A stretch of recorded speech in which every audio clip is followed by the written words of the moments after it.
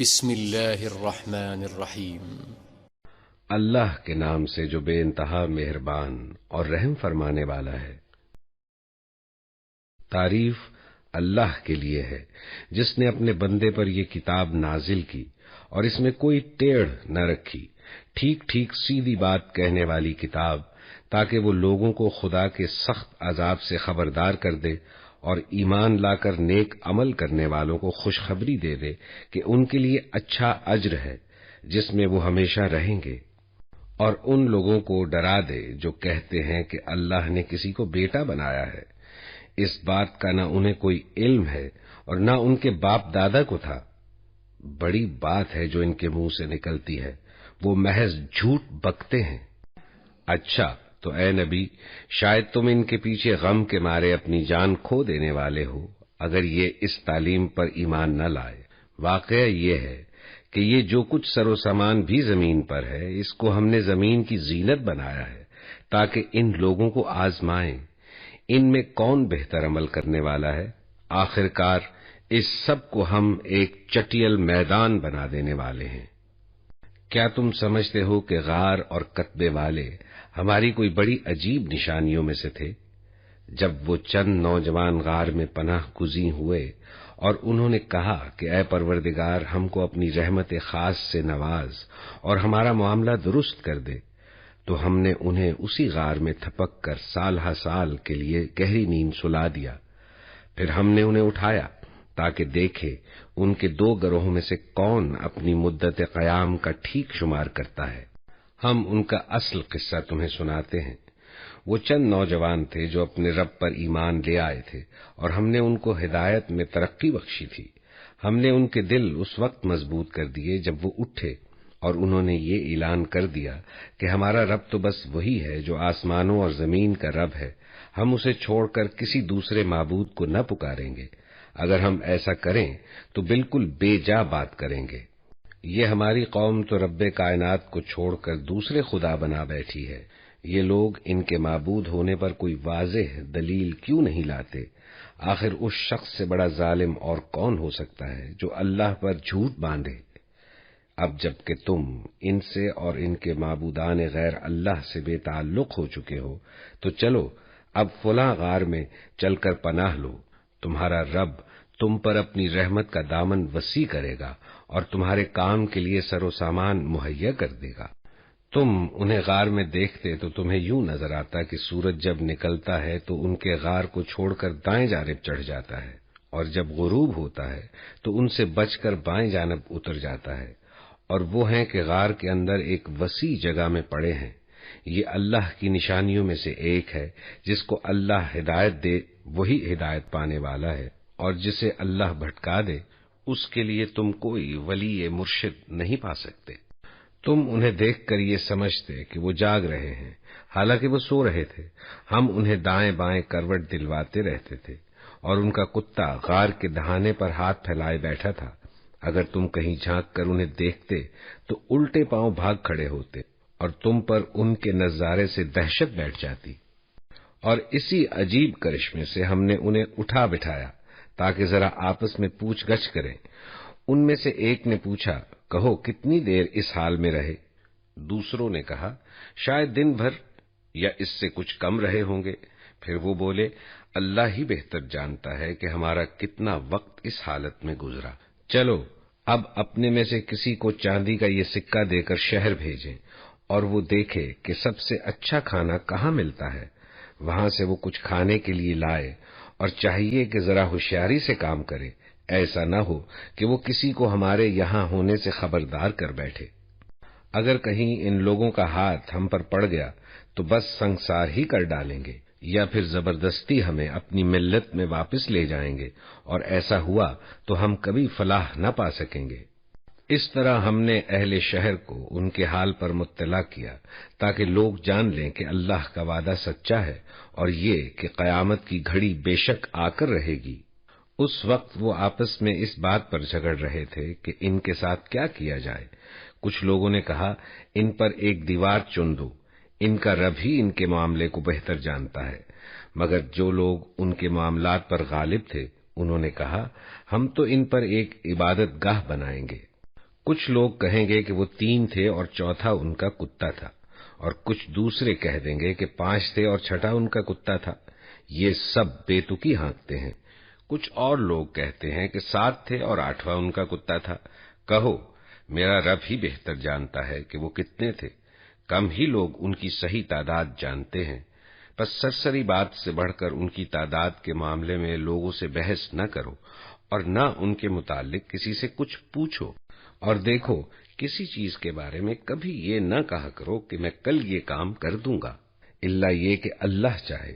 اگر بھولے سے ایسی بات زبان سے نکل جائے تو فوراً اپنے رب کو یاد کرو اور کہو، امید ہے کہ میرا رب اس معاملے میں رشد سے قریب تر بات کی طرف میری رہنمائی فرما دے گا۔ اور وہ اپنے غار میں 300 سال رہے، اور 9 سال اور بڑھ گئے ہیں۔ تم کہو، اللہ ان کے قیام کی مدت زیادہ جانتا ہے۔ آسمانوں اور زمین کے سب پوشیدہ احوال اسی کو معلوم ہے۔ کیا خوب ہے وہ دیکھنے والا اور سننے والا۔ کوئی خبرگیر اس کے سوا نہیں، اور وہ اپنی حکومت میں کسی کو شریک نہیں کرتا۔ اے نبی، تمہارے رب کی کتاب میں سے جو کچھ تم پر وحی کیا گیا ہے اسے سنا دو۔ کوئی اس کے فرمودات کو بدل دینے کا مجاز نہیں ہے۔ اس سے بچ کر بھاگنے کے لیے کوئی جائے پناہ نہ پاؤ گے، اور اپنے دل کو ان لوگوں کی معیت پر مطمئن کرو جو اپنے رب کی رضا کے طلبگار بن کر صبح و شام اسے پکارتے ہیں، اور ان سے ہرگز نگاہ نہ پھیرو۔ کیا تم دنیا کی زینت پسند کرتے ہو؟ کسی ایسے شخص کی اطاعت نہ کرو جس کے دل کو ہم نے اپنی یاد سے غافل کر دیا ہے، اور جس نے اپنی خواہش نفس کی پیروی اختیار کر لی ہے، اور جس کا طریقہ کار افراط و تفریط پر مبنی ہے۔ صاف کہہ دو کہ یہ حق ہے تمہارے رب کی طرف سے۔ اب جس کا جی چاہے مان لے اور جس کا جی چاہے انکار کر دے۔ ہم نے ظالموں کے لیے ایک آگ تیار کر رکھی ہے جس کی لپٹیں انہیں گھیرے میں لے چکی ہیں۔ وہاں اگر وہ پانی مانگیں گے تو ایسے پانی سے ان کی تواضع کی جائے گی جو تیل کی تلچھٹ جیسا ہوگا، اور ان کا منہ بھون ڈالے گا۔ بدترین پینے کی چیز اور بہت بری آرام گاہ۔ رہے وہ لوگ جو مان لیں اور نیک عمل کرے تو یقیناً ہم نیکوکار لوگوں کا اجر ضائع نہیں کیا کرتے۔ ان کے لیے سدا بہار جنتیں ہیں جن کے نیچے نہریں بہ رہی ہوں گی۔ وہاں وہ سونے کے کنگنوں سے آراستہ کیے جائیں گے، باریک ریشم اور اطلس و دیبا کے سبز کپڑے پہنیں گے، اور اونچی مسندوں پر تکیے لگا کر بیٹھیں گے۔ بہترین اجر اور اعلیٰ درجے کی جائے قیام۔ اے نبی، ان کے سامنے ایک مثال پیش کرو۔ 2 شخص تھے، ان میں سے ایک کو ہم نے انگور کے 2 باغ دیے، اور ان کے گرد کھجور کے درختوں کی باڑ لگائی، اور ان کے درمیان کاشت کی زمین رکھی۔ دونوں باغ خوب پھلے پھولے، اور بارآور ہونے میں انہوں نے ذرا سی کسر بھی نہ چھوڑی۔ ان باغوں کے اندر ہم نے ایک نہر جاری کر دی، اور اسے خوب نفع حاصل ہوا۔ یہ کچھ پا کر ایک دن وہ اپنے ہمسائے سے بات کرتے ہوئے بولا، میں تجھ سے زیادہ مالدار ہوں اور تجھ سے زیادہ طاقتور نفری رکھتا ہوں۔ پھر وہ اپنی جنت میں داخل ہوا اور اپنے نفس کے حق میں ظالم بن کر کہنے لگا، میں نہیں سمجھتا کہ یہ دولت کبھی فنا ہو جائے گی، اور مجھے توقع نہیں کہ قیامت کی گھڑی کبھی آئے گی۔ تاہم اگر کبھی مجھے اپنے رب کے حضور پلٹایا بھی گیا تو ضرور اس سے بھی زیادہ شاندار جگہ پاؤں گا۔ اس کے ہمسائے نے گفتگو کرتے ہوئے اس سے کہا، کیا تو کفر کرتا ہے اس ذات سے جس نے تجھے مٹی سے اور پھر نطفے سے پیدا کیا اور تجھے ایک پورا آدمی بنا کھڑا کیا؟ رہا میں تو میرا رب تو وہی اللہ ہے، اور میں اس کے ساتھ کسی کو شریک نہیں کرتا۔ اور جب تو اپنی جنت میں داخل ہو رہا تھا تو اس وقت تیری زبان سے یہ کیوں نہ نکلا کہ ماشاء اللہ، لا قوت الا باللہ؟ اگر تو مجھے مال اور اولاد میں اپنے سے کمتر پا رہا ہے تو بعید نہیں کہ میرا رب مجھے تیری جنت سے بہتر عطا فرما دے، اور تیری جنت پر آسمان سے کوئی آفت بھیج دے جس سے وہ صاف میدان بن کر رہ جائے، یا اس کا پانی زمین میں اتر جائے اور پھر تو اسے کسی طرح نہ نکال سکے۔ آخرکار ہوا یہ کہ اس کا سارا ثمرہ مارا گیا، اور وہ اپنے انگوروں کے باغ کو ٹٹیوں پر الٹا پڑا دیکھ کر اپنی لگائی ہوئی لاگت پر ہاتھ ملتا رہ گیا، اور کہنے لگا کہ کاش میں نے اپنے رب کے ساتھ کسی کو شریک نہ ٹھہرایا ہوتا۔ نہ ہوا اللہ کو چھوڑ کر اس کے پاس کوئی جتھا کہ اس کی مدد کرتا، اور نہ کر سکا وہ آپ ہی اس آفت کا مقابلہ۔ اس وقت معلوم ہوا کہ کارسازی کا اختیار خدائے برحق ہی کے لیے ہے، انعام وہی بہتر ہے جو وہ بخشے، اور انجام وہی بخیر ہے جو وہ دکھائے۔ اور اے نبی، انہیں حیات دنیا کی حقیقت اس مثال سے سمجھاؤ کہ آج ہم نے آسمان سے پانی برسا دیا تو زمین کی پود خوب گھنی ہو گئی، اور کل وہی نباتات بھس بن کر رہ گئی جسے ہوائیں اڑائے لیے پھرتی ہیں۔ اللہ ہر چیز پر قدرت رکھتا ہے۔ یہ مال اور یہ اولاد محض دنیاوی زندگی کی ایک ہنگامی آرائش ہے، اصل میں تو باقی رہ جانے والی نیکیاں ہی تیرے رب کے نزدیک نتیجے کے لحاظ سے بہتر ہیں، اور انہی سے اچھی امیدیں وابستہ کی جا سکتی ہیں۔ فکر اس دن کی ہونی چاہیے جب کہ ہم پہاڑوں کو چلائیں گے اور تم زمین کو بالکل برہنہ پاؤ گے، اور ہم تمام انسانوں کو اس طرح گھیر کر جمع کریں گے کہ ایک بھی نہ چھوٹے گا، اور سب کے سب تمہارے رب کے حضور صف در صف پیش کیے جائیں گے۔ لو دیکھ لو، آ گئے نا تم ہمارے پاس اسی طرح جیسا ہم نے تم کو پہلی بار پیدا کیا تھا۔ تم نے تو یہ سمجھا تھا کہ ہم نے تمہارے لیے کوئی وعدے کا وقت مقرر ہی نہیں کیا ہے، اور نامہ اعمال سامنے رکھ دیا جائے گا۔ اس وقت تم دیکھو گے کہ مجرم لوگ اپنی کتاب زندگی کے اندراجات سے ڈر رہے ہوں گے اور کہہ رہے ہوں گے کہ ہائے ہماری کمبختی، یہ کیسی کتاب ہے کہ ہماری کوئی چھوٹی بڑی حرکت ایسی نہیں رہی جو اس میں درج نہ ہو گئی ہو۔ جو کچھ انہوں نے کیا تھا وہ سب اپنے سامنے حاضر پائیں گے، اور تیرا رب کسی پر ذرا ظلم نہ کرے گا۔ یاد کرو جب ہم نے فرشتوں سے کہا کہ آدم کو سجدہ کرو تو انہوں نے سجدہ کیا، مگر ابلیس نے نہ کیا، وہ جنوں میں سے تھا، اس لیے اپنے رب کے حکم کی اطاعت سے نکل گیا۔ اب کیا تم مجھے چھوڑ کر اس کو اور اس کی ذریت کو اپنا سرپرست بناتے ہو؟ حالانکہ وہ تمہارے دشمن ہیں۔ بڑا ہی برا بدل ہے جسے ظالم لوگ اختیار کر رہے ہیں۔ میں نے آسمان و زمین پیدا کرتے وقت ان کو نہیں بلایا تھا، اور نہ خود ان کی اپنی تخلیق میں انہیں شریک کیا تھا۔ میرا کام یہ نہیں ہے کہ گمراہ کرنے والوں کو اپنا مددگار بنایا کروں۔ پھر کیا کریں گے یہ لوگ اس روز جب کہ ان کا رب ان سے کہے گا کہ پکارو اب ان ہستیوں کو جنہیں تم میرا شریک سمجھ بیٹھے تھے۔ یہ ان کو پکاریں گے مگر وہ ان کی مدد کو نہ آئیں گے، اور ہم ان کے درمیان ایک ہی ہلاکت کا گڑھا مشترک کر دیں گے۔ سارے مجرم اس روز آگ دیکھیں گے اور سمجھ لیں گے کہ اب انہیں اس میں گرنا ہے، اور وہ اس سے بچنے کے لیے کوئی جائے پناہ نہ پائیں گے۔ ہم نے اس قرآن میں لوگوں کو طرح طرح سے سمجھایا، مگر انسان بڑا ہی جھگڑالو واقع ہوا ہے۔ ان کے سامنے جب ہدایت آئی تو اسے ماننے اور اپنے رب کے حضور معافی چاہنے سے آخر ان کو کس چیز نے روک دیا؟ اس کے سوا اور کچھ نہیں کہ وہ منتظر ہیں کہ ان کے ساتھ بھی وہی کچھ ہو جو پچھلی قوموں کے ساتھ ہو چکا ہے، یا یہ کہ وہ عذاب کو سامنے آتے دیکھ لیں۔ رسولوں کو ہم اس کام کے سوا اور کسی غرض کے لیے نہیں بھیجتے کہ وہ بشارت اور تنبیہ کی خدمت انجام دے دیں، مگر کافروں کا یہ حال ہے کہ وہ باطل کے ہتھیار لے کر حق کو نیچا دکھانے کی کوشش کرتے ہیں، اور انہوں نے میری آیات کو اور ان تنبیہات کو جو انہیں کی گئیں مذاق بنا لیا ہے۔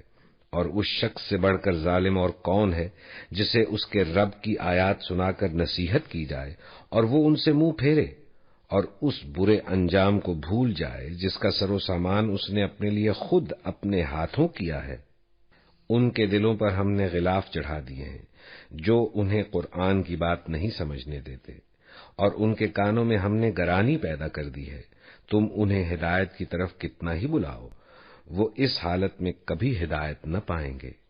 تیرا رب بڑا درگزر کرنے والا اور رحیم ہے، وہ ان کے کرتوتوں پر انہیں پکڑنا چاہتا تو جلد ہی عذاب بھیج دیتا، مگر ان کے لیے وعدے کا ایک وقت مقرر ہے، اور اس سے بچ کر بھاگ نکلنے کی یہ کوئی راہ نہ پائیں گے۔ یہ عذاب رسیدہ بستیاں تمہارے سامنے موجود ہیں۔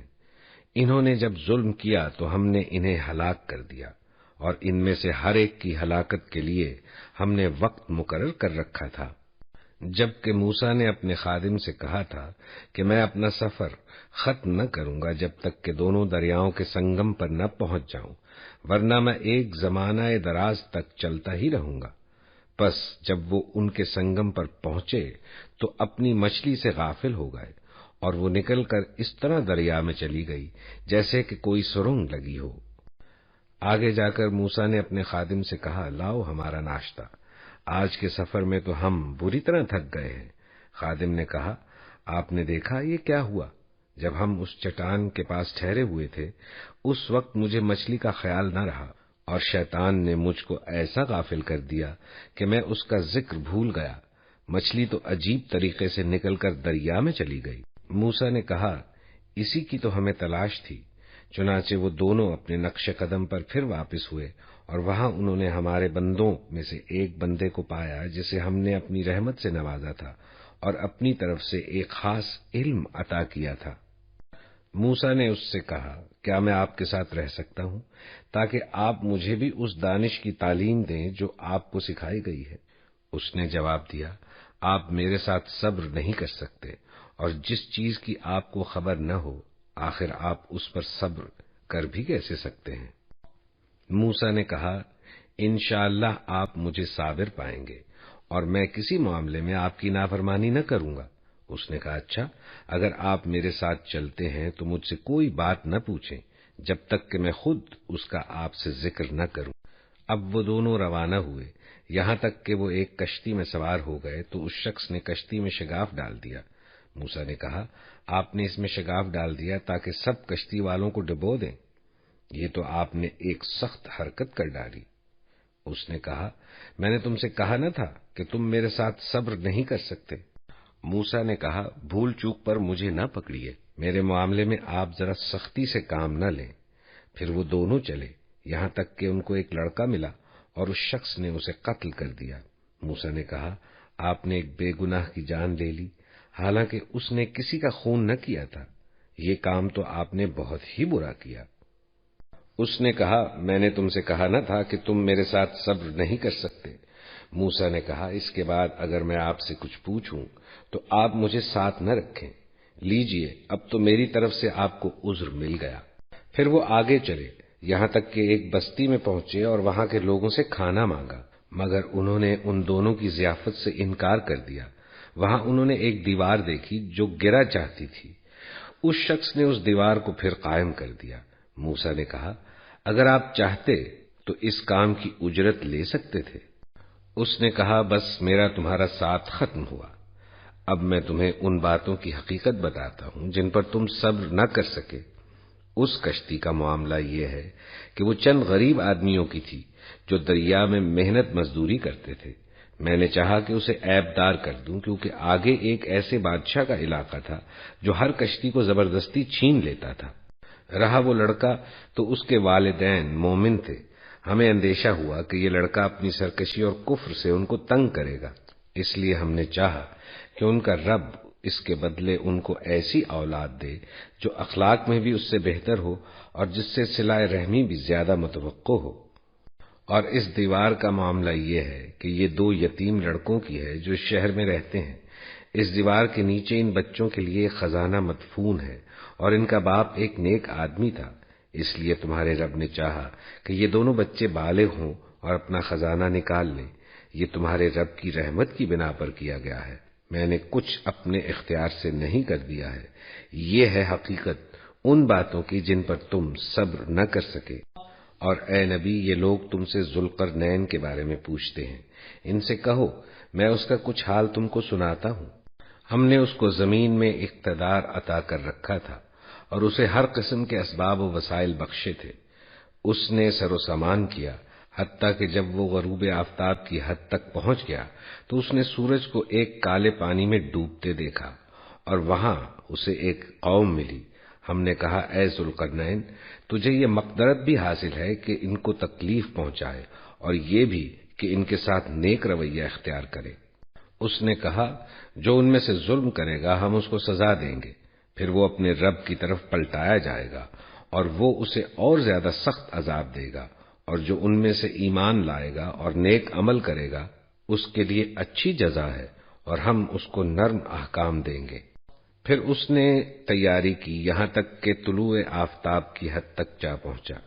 وہاں اس نے دیکھا کہ سورج ایک ایسی قوم پر طلوع ہو رہا ہے جس کے لیے دھوپ سے بچنے کا کوئی سامان ہم نے نہیں کیا ہے۔ یہ حال تھا ان کا، اور ذوالقرنین کے پاس جو کچھ تھا اسے ہم جانتے تھے۔ پھر اس نے سامان کیا، یہاں تک کہ جب دو پہاڑوں کے درمیان پہنچا تو اسے ان کے پاس ایک قوم ملی جو مشکل ہی سے کوئی بات سمجھتی تھی۔ ان لوگوں نے کہا کہ اے ذوالقرنین، یاجوج اور ماجوج اس سرزمین میں فساد پھیلاتے ہیں، تو کیا ہم تجھے کوئی ٹیکس اس کام کے لیے دیں کہ تو ہمارے اور ان کے درمیان ایک بند تعمیر کر دے؟ اس نے کہا جو کچھ میرے رب نے مجھے دے رکھا ہے وہ بہت ہے، تم بس محنت سے میری مدد کرو، میں تمہارے اور ان کے درمیان بند بنائے دیتا ہوں، مجھے لوہے کی چادریں لا دو۔ آخر جب دونوں پہاڑوں کے درمیانی خلا کو اس نے پاٹ دیا تو لوگوں سے کہا کہ اب آگ دہکاؤ، حتیٰ کہ جب یہ آہنی دیوار بالکل آگ کی طرح سرخ کر دی تو اس نے کہا لاؤ، اب میں اس پر پگھلا ہوا تانبا انڈیلوں گا۔ یاجوج و ماجوج اس پر چڑھ کر بھی نہ آ سکتے تھے، اور اس میں نقب لگانا ان کے لیے اور بھی مشکل تھا۔ ذوالقرنین نے کہا یہ میرے رب کی رحمت ہے، مگر جب میرے رب کے وعدے کا وقت آئے گا تو وہ اس کو پیوند خاک کر دے گا، اور میرے رب کا وعدہ برحق ہے۔ اور اس روز ہم لوگوں کو چھوڑ دیں گے کہ ایک دوسرے سے گتھم گتھا ہوں، اور سور پھونکا جائے گا، اور ہم سب انسانوں کو ایک ساتھ جمع کریں گے، اور وہ دن ہوگا جب ہم جہنم کو کافروں کے سامنے لائیں گے، ان کافروں کے سامنے جو میری نصیحت کی طرف سے اندھے بنے ہوئے تھے اور کچھ سننے کے لیے تیار ہی نہ تھے۔ تو کیا یہ لوگ جنہوں نے کفر اختیار کیا ہے یہ خیال رکھتے ہیں کہ مجھے چھوڑ کر میرے بندوں کو اپنا کارساز بنا لیں؟ ہم نے ایسے کافروں کی ضیافت کے لیے جہنم تیار کر رکھی ہے۔ اے نبی، ان سے کہو کیا ہم تمہیں بتائیں کہ اپنے اعمال میں سب سے زیادہ ناکام و نامراد لوگ کون ہیں؟ وہ کہ دنیا کی زندگی میں جن کی ساری سعی و جہد راہ راست سے بھٹکی رہی اور وہ سمجھتے رہے کہ وہ سب کچھ ٹھیک کر رہے ہیں۔ یہ وہ لوگ ہیں جنہوں نے اپنے رب کی آیات کو ماننے سے انکار کیا اور اس کے حضور پیشی کا یقین نہ کیا، اس لیے ان کے سارے اعمال ضائع ہو گئے۔ قیامت کے روز ہم انہیں کوئی وزن نہ دیں گے، ان کی جزا جہنم ہے، اس کفر کے بدلے جو انہوں نے کیا اور اس مذاق کی پاداش میں جو وہ میری آیات اور میرے رسولوں کے ساتھ کرتے رہے۔ البتہ وہ لوگ جو ایمان لائے اور جنہوں نے نیک عمل کیے، ان کی میزبانی کے لیے فردوس کے باغ ہوں گے جن میں وہ ہمیشہ رہیں گے، اور کبھی اس جگہ سے نکل کر کہیں جانے کو ان کا جی نہ چاہے گا۔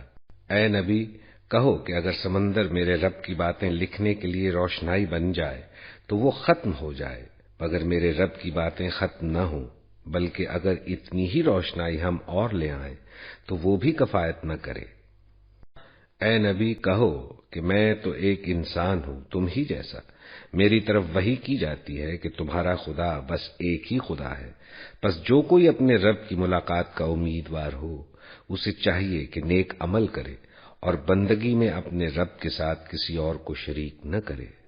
تذكر يوما كنت تعانق دمعة الفكر تناجي الله في صبر وترجو رحمة تسري